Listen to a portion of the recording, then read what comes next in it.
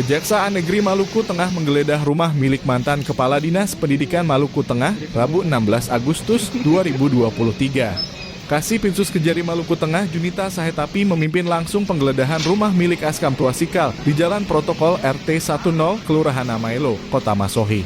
Penggeledahan ini terkait dugaan korupsi dana bantuan operasional sekolah. Pantauan tribunambon.com di lokasi, rombongan jaksa mendatangi rumah dinas Askam Tuasikal sekira pukul 09.12 waktu Indonesia Timur. Kurang lebih setengah jam menunggu, Askam Tuasikal tiba dengan mobil dinasnya pada pukul 10.02 waktu Indonesia Timur. Setelah ia membuka pintu, barulah para jaksa mulai menggeledah rumah tersebut didampingi Kepala Dinas dan Lurah Namaelo. Untuk diketahui hingga berita ini ditayangkan, penggeledahan masih berlangsung.